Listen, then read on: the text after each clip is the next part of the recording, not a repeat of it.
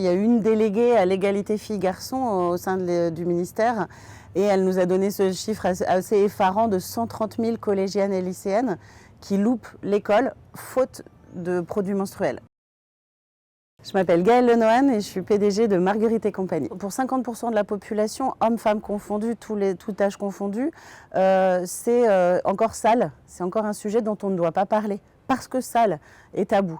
Et en fait, on lutte contre le tabou généré par les règles en proposant des distributeurs de mise à disposition gratuite. Je suis intimement persuadée qu'une fois que ce sera moins tabou, on aura une place différente dans la société parce que c'est Élise Thiebaud qui dit « parce que les règles sont tabous, les femmes subissent une forme d'oppression qu'aucun homme ne connaîtra jamais ». 130 000 collégiennes et lycéennes qui loupent l'école, vraiment faute de moyens, pas parce qu'elles ont mal, pas parce qu'elles n'ont pas envie d'aller à l'école, c'est parce qu'elles n'ont pas de tampons ni de serviettes pour pouvoir gérer dignement dans la journée leurs règles. L'idée qui était un peu folle, c'était de rendre ces produits-là gratuits dans les établissements scolaires, mais un peu partout en fait, où il y a des toilettes, où des femmes sont accueillies. Et l'argument massu, c'est en fait qu'il y a du papier toilette. C'est-à-dire qu'effectivement, on ne demande pas aux élèves de venir avec leur papier toilette.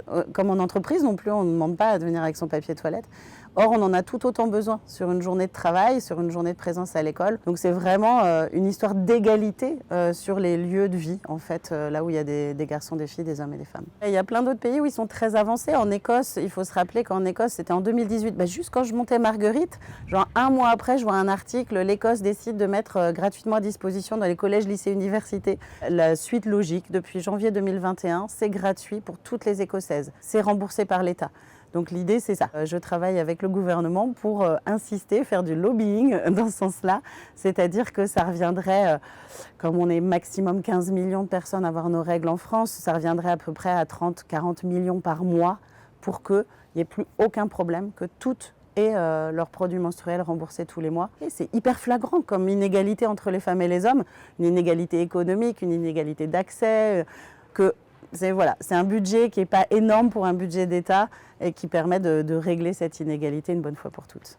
Comment faire en sorte que les tampons et les serviettes bio soient plus accessibles à toutes? Donc il me fallait me trouver un modèle économique, une marque qui soit vraiment, vraiment bio. Il était hors de question pour moi de prendre du faux bio et de faire du greenwashing. Je n'allais pas changer de vie pour faire les choses à moitié.